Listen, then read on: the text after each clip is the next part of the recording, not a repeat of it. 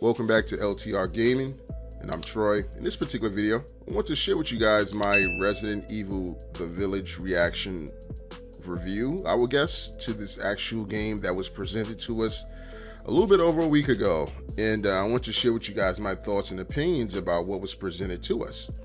And, the reveal was like, I thought it was going to be like a huge reveal. I thought it was going to be like at least an hour reveal of what this game was all about. I thought they was going to go into an in-depth review of this actual game, the lore, mechanics. I thought it was a real deep game that they were actually making here. And to my surprise, it wasn't that deep. It was maybe about 35 to 40 minutes for the entire presentation. And the way they built it up to be, I was highly disappointed. Now, mind you, this game is coming out maybe about 5 months from now, May 7th, 2021. And Capcom, prior to this actual reveal of actual gameplay, put out a trailer, and we were like, what is this? Is this like Castlevania meets Count Dracula meets Resident Evil? Like, are we gonna have like werewolves and vampires who are infected with the T virus, and vampires and werewolves? That's what I was thinking. I was like, well, let me at least see what the game is about. And this was the presentation I was looking forward to. And I'm gonna be quite honest, man. I'm gonna be straightforward and honest, like I always will be on my particular channel. I was highly disappointed in this. And now, mind you, I haven't played the game, right? I had the opportunity to play the demo that was free for PlayStation 5 owners. I don't have a PlayStation 5, so I had to go to a friend of mine's house to download it and to play it on his PlayStation 5, which I had the opportunity to do. And it was no combat. It was just basically like exploration, sneaking by, stuff like that type of gameplay experience. Now, I'm going to be talking about gameplay. I'm also going to be talking about visuals of the actual game and the setting. Now, the gameplay, like I said, this demo, it wasn't really much gameplay that you can actually do and much interaction going on. So it wasn't really much of a gameplay experience that I can really share with you. Visuals, the game looks beautiful.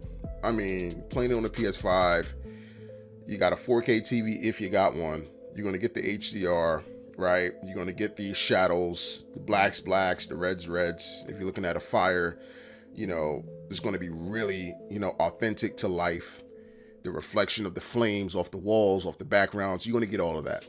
You're not going to be disappointed with the visuals of the game. Real to life experience. This huge castle, it looked like you're going to be backtracking a lot. Of course, this is a Resident Evil game, so you do a lot of backtracking regardless.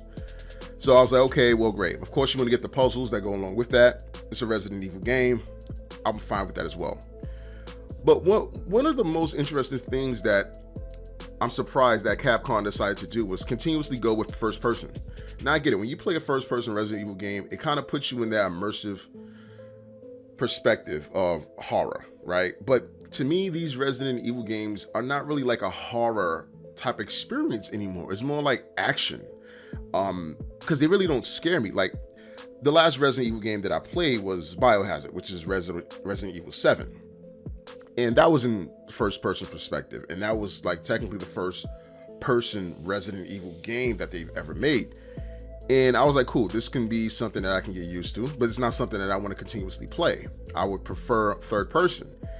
And we just got remakes of Resident Evil 2, Resident Evil 3, and those was in third person perspective, over the shoulder shooting. And I kind of feel like that's what's best for a Resident Evil game, because that's originally what the game was made like in the original settings of the initial creation of the Resident Evil game, third person view.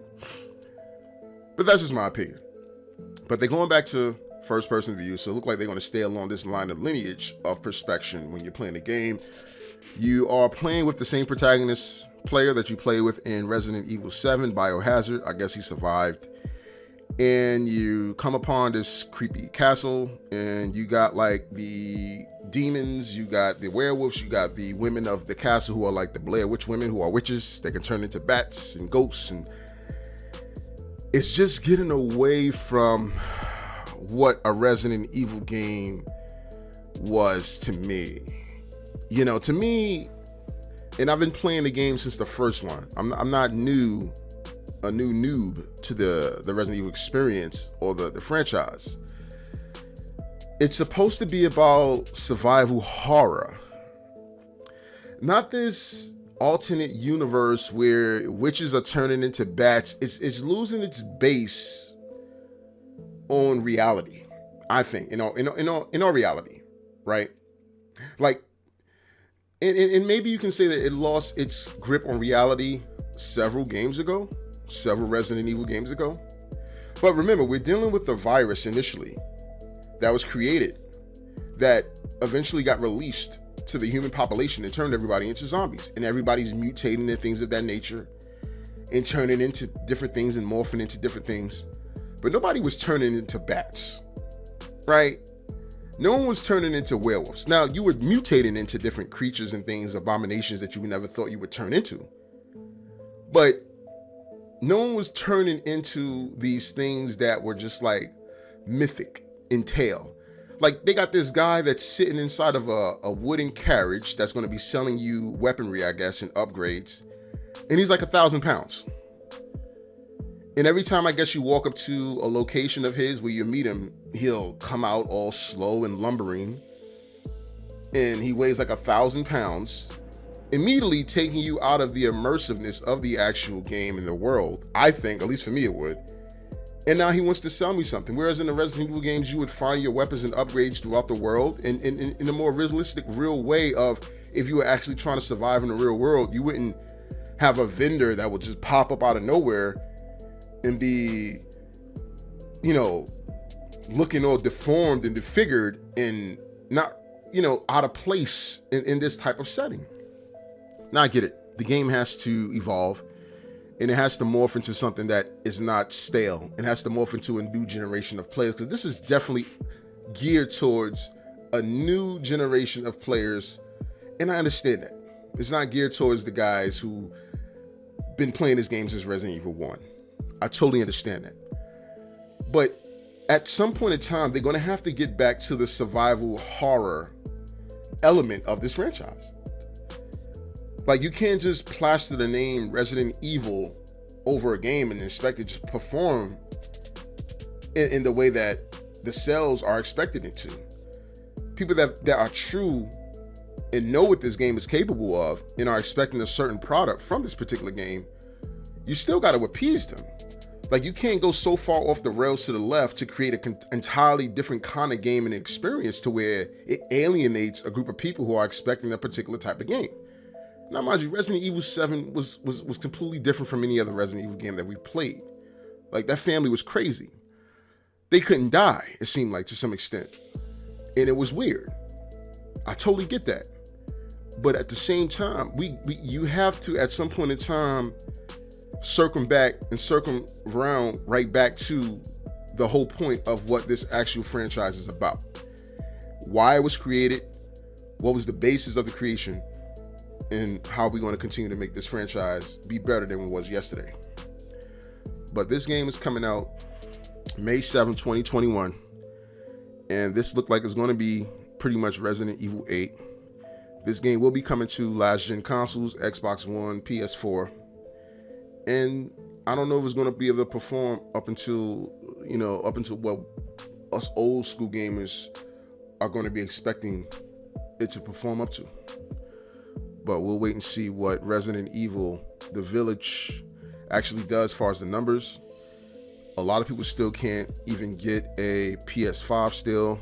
Obviously, this is going to be for multiple consoles and multiple platforms you'll be able to play this on. Obviously, PC. You'll be able to get this on PC. More than most likely, this will be ported over to the Nintendo Switch at some point in time. And then there's also going to be a multiplayer component to this actual game.